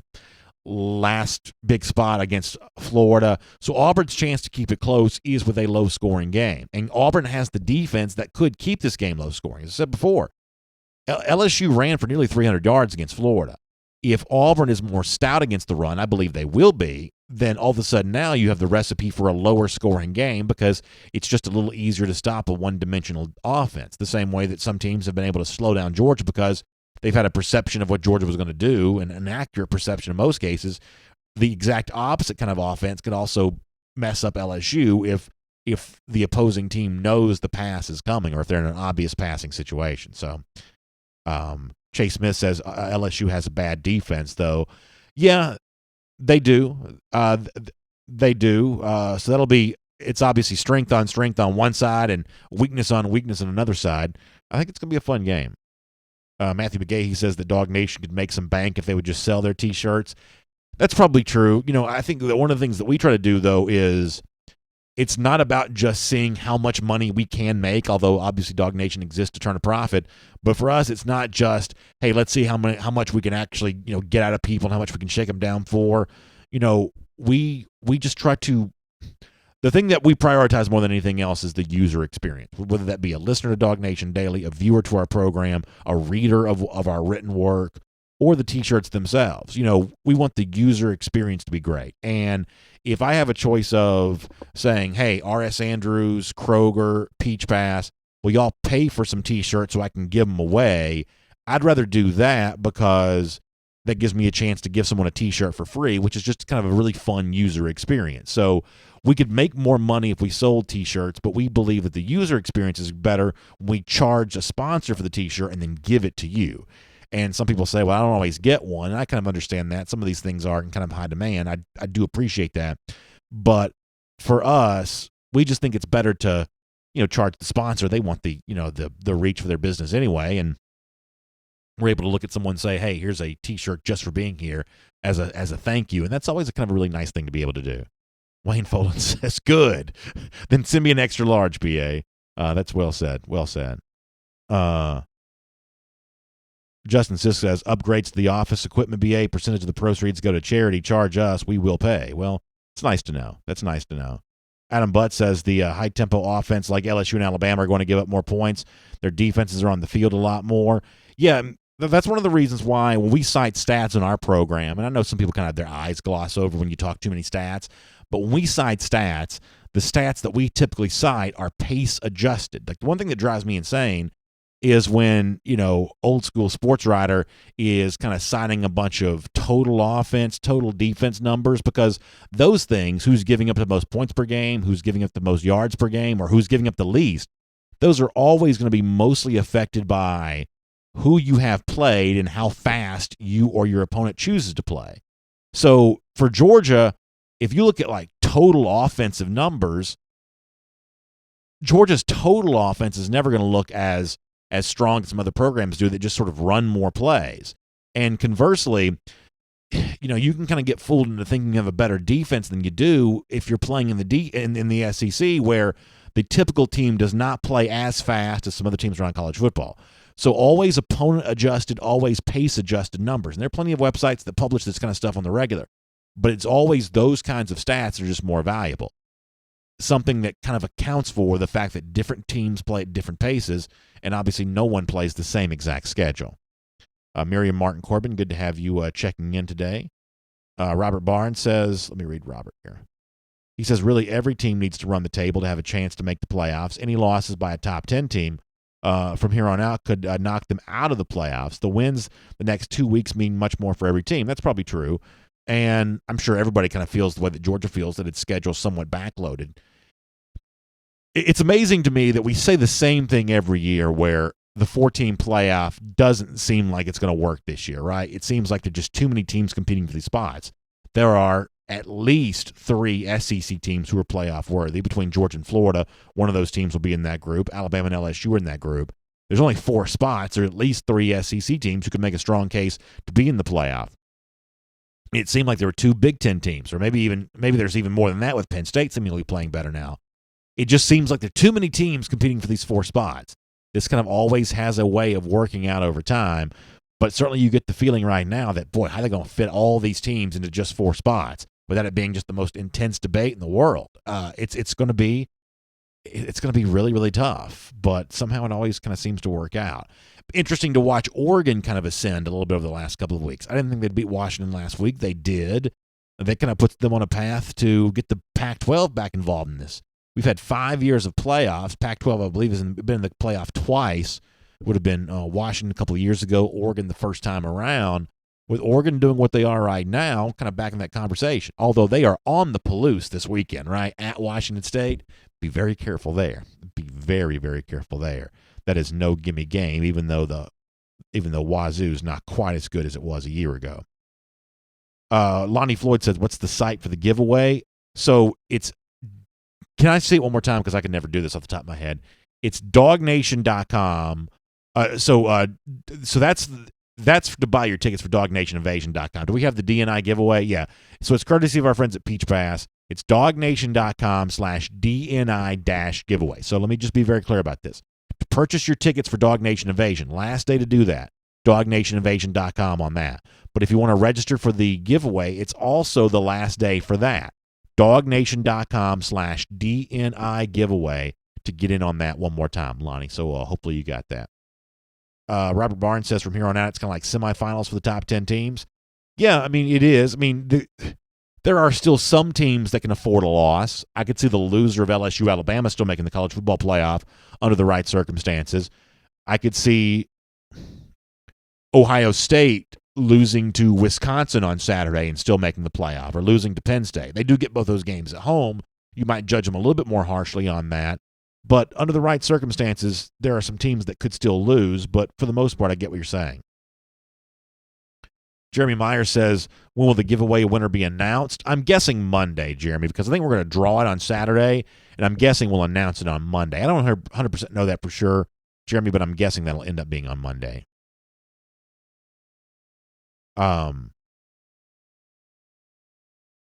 Enrique Murillo says that Mike D is having some issues signing up on that website. Make Connor drop everything he's doing and get him to check it out. All right, so we'll see if we can get that figured out. I don't know that Connor's good at a lot of different things. I don't know if he's going to be able to fix the sign-up sheet at DNI, the DNI giveaway. He's shaking his head and saying no. But if you're having an issue, email, hit me up on Twitter if you're having an issue, and we'll see if we can get that fixed for you. RT367 asks a great question. He says, BA, how confident are you that South Carolina was just a bad game and Georgia bounces back against the Swamp Lizards? I am not completely confident. And I've said this before, that for me right now, the week's worth of shows, one fan speaking to some others, to me, this is kind of about the thing that I want to pay more attention to right now is how does Georgia beat Florida, and kind of sending some positive vibes into the universe for Georgia doing that. And I think for the most part, all of you get that. That's just what I'd rather talk about right now. I don't want to keep talking about the fact that I am not completely confident that Georgia figures out its offense. And I even said that during the show today that, Kirby doubling down on the value of the offensive line and the keep chopping mentality against a team like Kentucky. Admittedly, that's not exactly what I want to hear from my coach. But as I told you the other day in the Buck Bellew story that I told during our R.S. Andrews cool down of kind of do what your heart tells you, I'm sort of just content to let Kirby do as heart tells him for right now. But I'm not 100% confident that the South Carolina game wasn't a harbinger of more problems to come. I'm just hopeful that it's not. So you think Georgia's going to have more 4-turnover games? What I think is, and please don't make me relitigate all this over again, because I just don't have the energy to do that. What I just really think is that there were other problems for Georgia that day beyond the 4 turnovers, and that's what I'm concerned about. And ultimately, it's not about beating South Carolina. It's about being effective enough offensively. Am I completely confident this is an effective enough offense right now? I'm not completely confident in that, but I'm also choosing to just kind of let the chips go where they go and ride where they ride. As I said during the show this morning, to start things off, before the season began, if I said, hey, what's the number one reason that Georgia beats Florida? You would have said, at least most of you would have said, that big offensive line. Georgia's recruited that position better than Florida has. And Georgia's offensive line is better than Florida's defensive line. Gators may be good up front. Georgia's better. That's what we would have thought at the beginning of the season. Kirby Smart this week said, that's what I still think. So I'm just going to choose to hope he's right. And I'm saying this obviously not as an analyst right now, but as solely as a fan. I'm just going to choose to hope that he's right. But am I completely confident it all works out? I'm not. Some of the skepticism I've expressed with the Georgia offense is legitimately the way that I feel. But I'm also not so down on it as a topic. I'm not so doubtful of it as a topic that I am going to assume it doesn't work out against Florida, or doesn't work out at Auburn, or doesn't work out in other games the rest of the season. They certainly are fixable, and they have a chance to fix what's wrong. But to go back to RT's question, am I completely sure they'll do it? I'm definitely not. I'd love to be able to tell you absolutely that this is all working out exactly the way that Kirby Smart has had planned, and I've seen, the future, and Georgia's going to win all these games. I don't have extreme confidence in that right now, but I think as a fan, you've got plenty of reasons to be extremely hopeful, and maybe that's all you can really ask for. Elite GB says, persistence overcoming resistance. That's a pretty nice line. I kind of like that. Enrique Murillo says, let me get Enrique here for a moment, who says, I appreciate all the arguments and discussions today. It's been a great day to chat and hear. A little debate never hurts. We learn together, and the best of all, it's great to be a Georgia Bulldog. Very well said, Enrique, and I always appreciate your comments. Timothy Stevens says, BAC above. Does that mean your comment? Do you mind reposting it if it's something that I needed to see? I apologize. Dapper Dan says the offense will be fine. The defense will be fine. This game is coming down to special teams in the turnover battle. We need I'm assuming not to have turnovers. I think he means we need it for the energy of the game. So maybe so. So Timothy, repost your comment if you don't mind, because I'd love to read it, but I don't see it right now. I'll try to scroll up and find it, but sometimes I'm not that great at finding some of these older comments. He says, seems like he only went there for the offense that they had. Maybe that's in reference to Justin Fields, who's obviously being used well by Ohio State right now. You can't deny that. He's definitely doing well. Chime Dog says, Enrique, BA, always appreciate your comments. He doesn't say that the rest of us. Chime in. You better. That's unbelievable. How many times have I touted you as a great commenter, Chime in? I feel betrayed right now. I feel betrayed. But funny, though, nonetheless. Back over here on Facebook for a moment, and I'll come back over here Brian Roche says we need kick and punt returns to shorten the field. And Brian, I agree with you on that. I think that field position in really every game, but certainly a game like Florida, is going to be really important. Quietly, it seems like Jake Martin is getting a little bit more confident. Did have a couple touchbacks last week, but he was certainly booming the ball when kicking. That's kind of been true now 2 games in a row. You feel a little bit better about him. Obviously, Rodrigo continues to be, great in that regard. I know that Rodrigo doesn't always like it when Georgia asks him to kick short, and I'm sure many of you don't like it either. But sometimes I do get what Georgia tries to do on some of these because, as Brian said, field position is important. Your expected points actually go down pretty good bit if you start your offense below the 25. If you're inside the 25, which is the touchback zone in college football now, you can actually increase your chances of getting a stop and increase your chances of scoring on a shorter field. So I don't even mind Georgia rolling the dice in that case from time to time. But obviously, Blankenship just booming the ball out of the end zone is always a pretty safe option. But overall, Brian's right about this. Average starting field position is going to be really, really important for Georgia. Tyler Burrows says just run the dang ball. Running it a bunch would seem to be Georgia's MO against Florida based on some of what Kirby said this week. Troy Sadowski, good to have Troy checking in the comment section. The great former Georgia tight end saying pressure on the quarterback and contain Pitts. And, yeah, listen, Georgia getting at the quarterback, I thought it was very interesting to hear that from Chris Doering yesterday. Doering, a great former SEC player and a terrific analyst, saying that, Georgia had talked a lot during the offseason about that increased havoc rate, more tackles for loss, more sacks. And while the pressures are way up for Georgia, and that's the first step towards actually getting the quarterback on the ground, the actual sacks themselves haven't quite come in such a convincing fashion. So I agree with Troy on this, that Georgia actually getting Trask on the ground, or getting Bo Nix on the ground, or getting Kelly Bryant on the ground, or getting Kellen Mond on the ground. These are going to be important storylines in the month of November. I think that's right. Marshall Fleming says the Florida defense is not that great. Yes, they lead the SEC in sacks, but the lead let me get the rest of this comment because I think it's a pretty good one. But they lead the SEC in plays over 20 yards given up. They gamble and bring the house about every play. So I think, Marshall, you bring up a lot of good points.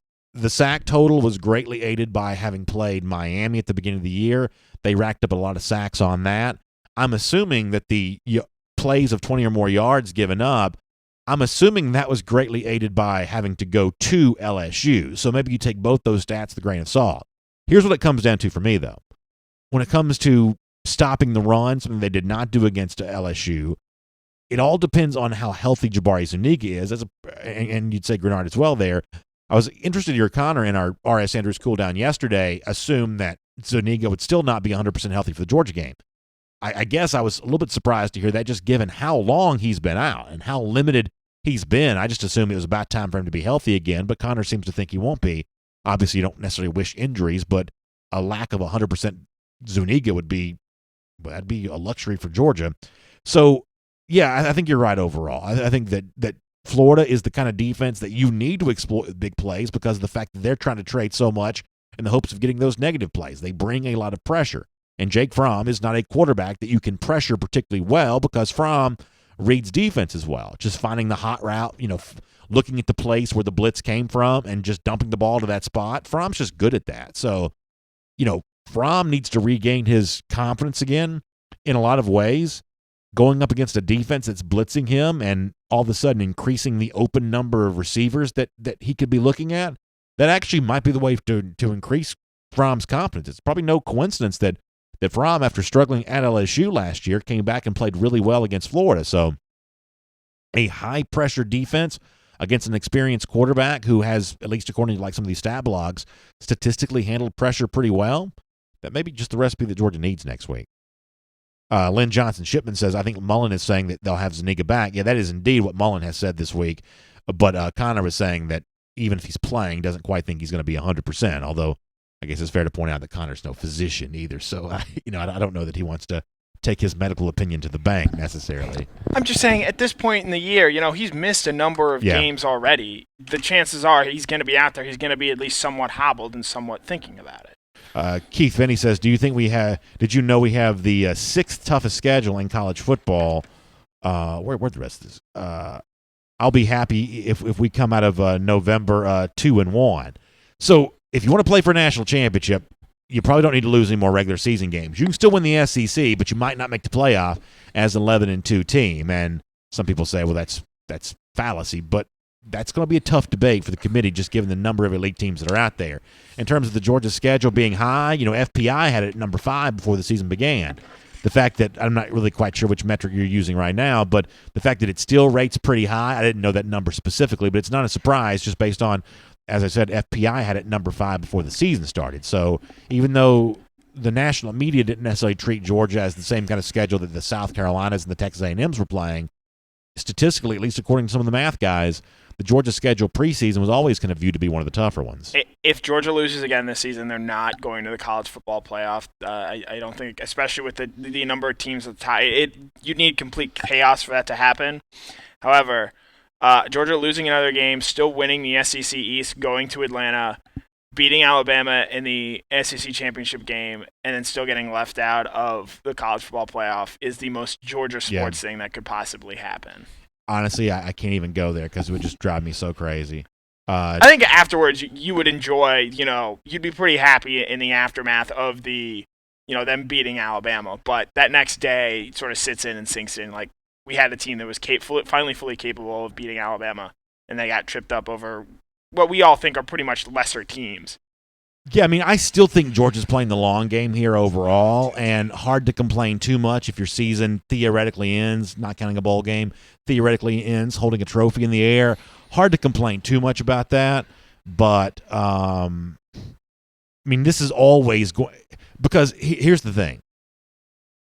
Let's say that Georgia actually wins out. Let's say that Georgia beats Alabama in the SEC championship game, or LSU, as you think. But in this particular case, though, let me just make it be Alabama for a specific I'll give you point. the satisfaction of finishing. Thank you. Let's say that Georgia beats Alabama in the SEC championship, and let's say that eliminates them from the college football playoff, and then Georgia goes on to do whatever it does. You can't end the Alabama dynasty just by beating them this year anyway. No, you need what now? They beat them next year in Tuscaloosa to start the season. I think the narrative begins to fully change. You beat them two straight in December, and then again in September, things start to change. But my point on all this is that no matter how successful this season becomes, the long-term battle, Georgia's still playing that long game beyond this year anyway. So in terms of vanquishing the foes that are the biggest problems for you, that's going to take more than a year to do, whether you win the national championship this year or not. Enrique Murillo says, B.A., are you aware that Missouri might not be able to play for the title, even if they turn out to have the better record in the East? So as it stands right now, I believe they would be able to because the NCAA appeal has still not been heard, correct? That is correct. Yeah, yes. So and if you're Missouri, I said this before the season began, that they would be smart to just let this ride out because eventually the NCAA is probably not going to change its mind, but this is probably a better team than Missouri will have going forward. Good quarterback, relatively talented. Even losing to Vanderbilt last week, they're still, going to have a pretty good season. So in terms of the bowl they could go to, or in the wildest of scenarios of winning the division, you might as well let that appeal continue to play itself out and take advantage of this year. But, I didn't watch the Missouri-Vanderbilt game last week, so I don't really know what happened there. I was just following the score. I still think that Missouri's a tough opponent for Georgia because it's the week after Florida and because it's a high-powered offense. They were averaging 38 points a game coming into last Saturday. But admittedly, how you lose to Vanderbilt, hard to understand, with the exception of one thing. I did see this highlight on the SEC Network last week. So Vanderbilt randomly started like this Syracuse transfer at quarterback. He played really well. Hassan, I want to say. Some name like that. Eventually got hurt, but it was actually kind of amazing to watch the highlights. It was one of these things where almost like a mini version of Kyle Trask. You're left to wonder, why weren't they just starting this kid to begin with? Did he just show up on campus? Because he's clearly better than any quarterback they had. So, Connor Lanine says, B.A., I have a number suggestion for Kendall. I think you should go with 20 like Thomas Brown. What do you think about Kendall Milton and 20? Like that number? I believe he has already decided he's going to wear 22. I don't mind either of those two numbers. He's number 2 in high school right now. And I think that's a number he wants to sort of keep involved going forward, since he cannot wear single digits at the NFL level. So I actually misspoke on someone's comment a little earlier. Jeremy Myers, thanks for the help. He says, Tim's question from earlier, I assumed it was about Fields, but that was just a wrong read on my part. He says, would Rick Gilbert flip from LSU if they lost their offensive coordinator or passing coordinator to another college job? So here is where, with all due respect, I'm actually going to disagree with Jeff Sentell and his expertise. I don't have sources on this. I just have human nature as my guide. I'm not quite sure that George will be the beneficiary no matter what, but given the likely changes to come for LSU, I think that Joe Brady keeping him beyond this year, my prediction is that's going to be hard for LSU to do. Look at Brian Dable, who made a name for himself at Alabama, and then after that goes and becomes the offensive coordinator for the Bills, I think. 5-1. Something tells me this story with Rick Gilbert's not quite done yet. And Jeff's got the sourcing on this, and obviously his sourcing on this is going to be rock solid. Maybe even the sources who are talking to him, maybe they don't even know this yet. But as I said before, my source is human nature. And human nature as a guide would tell me that if big changes come to LSU, all of a sudden that program doesn't quite feel the same way it did when you saw him play against Florida. My guess is that Gilbert may still have something to think about, but I gather that Georgia wouldn't necessarily be the beneficiary if that was the case, because I did think it was telling in Jeff's story, one of the stories from this week, it wasn't even obvious that Georgia was the silver medalist here, which for the most part tells you everything you need to know. And I just remind people here, BA is not a physician. So that's right. I'm also not a physician. Yeah. Also not a physician. Can I make one point on Georgia, Florida, being in Jacksonville, staying in Jacksonville? Jacksonville? Yeah, please, by all means do that. As it should be. This is my new sort of take and stance on it. I thought Jeff made some really great and compelling points about this whole notion that, Georgia needs this game in Athens because of recruiting. If someone is telling you, hey, Georgia needs this game in recruiting, Georgia needs to recruit better, Georgia needs to get these recruits, just ask that person who is spitting that information back out at you, where is Georgia's recruiting class currently sitting? Can you tell me who Georgia's number one overall recruit in this class is? Who are Georgia's top targets? Because I'm beginning to think that the people that are saying this and shouting Georgia needs this for a recruiting purpose don't necessarily follow Georgia recruiting enough to know that Georgia's not exactly having a problem recruiting right now. Sure, they may lose their individual battle once or twice, but even George Washington was defeated on the battlefield. So shut your mouth, Tom. Shut your mouth. All of a sudden, George Washington's compiler now, too? I didn't say he was a compiler. It's hard to win every battle. I think the recruiting thing is kind of overblown, and they're just maybe taking a cue from Kirby Smart. And furthermore, and I made this point over the summer, sure, getting that game, because a lot of people, the other one is, Georgia doesn't want to compete for a championship. They don't want this game at home. They don't want the added benefit of that. Sure, you might get the added benefit of playing this game at home every other year, but that means every other year you have to go into a truly hostile environment in Gainesville, Florida, where they're going to be just as liquored up and eager and willing to make things loud and uncomfortable for this Georgia offense. And I think the people that say it's not a 50-50 split, I guess just have never been to the game, because inside the stadium it is 50-50. There is not an advantage there. So I guess my thing is, I don't buy the people who say the recruiting nonsense, who say that Georgia needs this for recruiting. And I actually think having to go to Gainesville every other year might hurt as much, if not more, than the added benefit of having this game in Athens every other year. I think that point is actually the single best point I've heard on the whole Georgia-Florida scenario, that the ultimate goal is not winning recruits, nor is it making money. The ultimate goal is to win games on the field, and having to play in Gainesville every other year makes the game harder to win on a regular basis. Now, I know there are plenty of Georgia fans who will say any place, anywhere, anytime, and I totally get that, and Georgia would certainly have its great chance of winning a lot of these games in Gainesville. But it is an undisputed point that if you want to win the majority of the games over the course of a decade, playing them all on a neutral side is actually easier than having to play half of them in what is thought to be a pretty hostile venue in the SEC, and you better believe it'll be hostile when Georgia goes back there. One last nugget here, and I don't necessarily know if this totally helps my case, but do you know how many SEC East road games Georgia has lost since Kirby Smart has taken over? I'm assuming it's Is it none? Did they lose an SEC East road game in 16? I guess it's 0. Lost at home to Tennessee. Lost at home to Vanderbilt. Yeah. The answer is 0. Yeah. So that's kind of my thing on that. I mean, I think that ultimately college football is changing in some ways that in some cases are better because you love the idea of Georgia going to Oklahoma and you like the idea of Georgia playing Clemson, Florida State more frequently. In some cases, not changing for the better because I just think that just the tickets in general are becoming a little bit of a tougher sell. Not at Georgia yet, because the state, even in the rain on Saturday, the stadium was still mostly full. It was still loud. It still got loud there, Yeah. which I think says a lot about the Georgia fans. The fact they were willing to sit through that constant cold shower. This is not me just like giving a lollipop to the fans, cheap pop. I mean this. Georgia fans, for the most part, haven't been affected by the negativity that exists around tickets these days, but most places are. By 2025, this may be a bigger issue for anybody, and you may need to just do whatever you can to get folks in your stadium, which may require Florida because it'll be kind of a new flavor for dog fans to enjoy. So, as I said off the top of the program, I am solidly in favor of this game remaining in Jacksonville for now, but I foresee a scenario in 2025 where I have to throw up my hands and say, I just don't think you can do it anymore. Oh, yeah. I mean, so yesterday I came on, and I believe my exact quote is I think by the time I'm 30, this game will no longer be played in Jacksonville with the option now added in and that running till 2025. I think by the time I am now 32, this game will no longer be in Jacksonville. Mm-hmm. Marshall Fleming says he just looked up how much more money both teams would make over a 10-year period.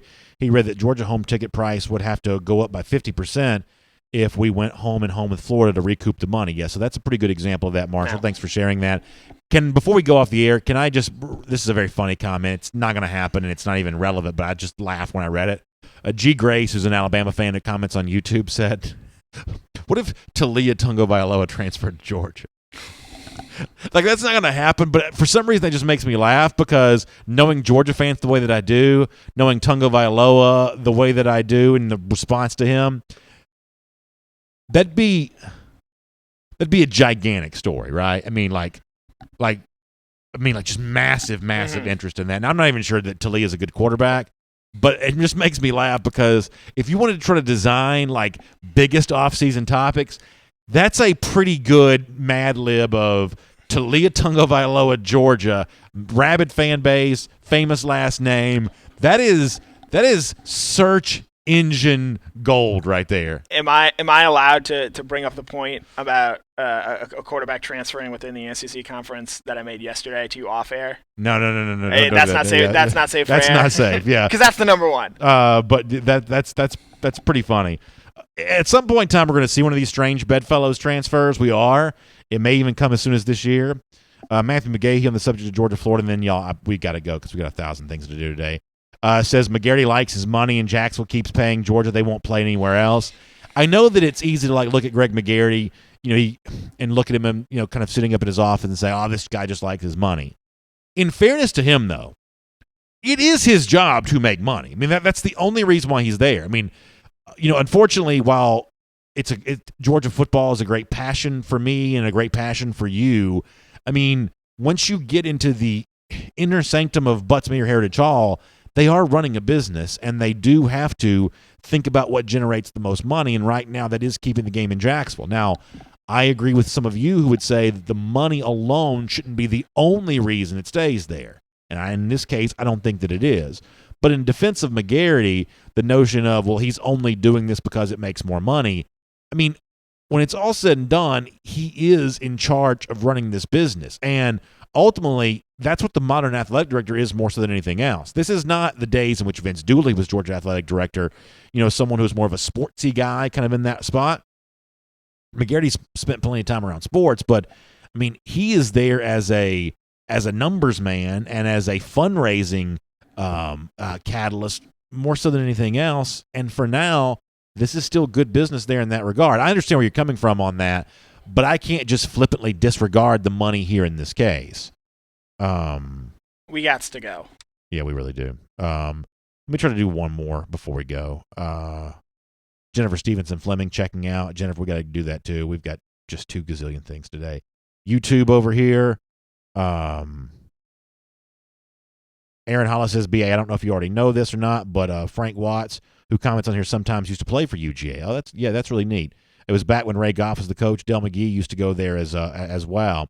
So I tell you, one of the great thrills of mine is to have Frank commenting. We've had Kirk Warner kind of commenting in our YouTube comment section before. Obviously, Troy Sadowski is a relatively regular on our Facebook side of things. There's nothing that makes me more proud than to see these distinguished lettermen who are participating in our comment section every single day, and that's a great way to kind of go out on the program. So I really appreciate you being here. R.S. Andrews obviously makes it all possible. Let me also tell you about my friends at the AJC as well. Atlanta News Now, a great place to go to kind of stay up to date on all of that. Some other things to keep in mind. Falcons hosting Seattle on Sunday. Last stand for Dan Quinn.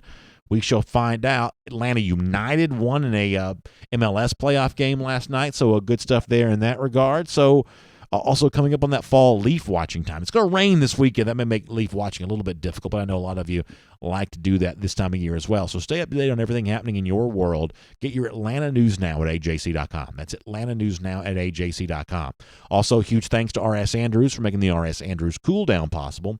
Air, heating, plumbing, electric. You can trust R.S. Andrews for all of that. You can also get that $99 furnace safety check from R.S. Andrews right now, but you've got to find them online at rsandrews.com. And don't forget to stay tuned for Go With The Flow presented by R.S. Andrews, which is coming up, unfortunately, in like 5 minutes on these DawgNation video channels. So let's go. You can do that. Enjoy the weekend.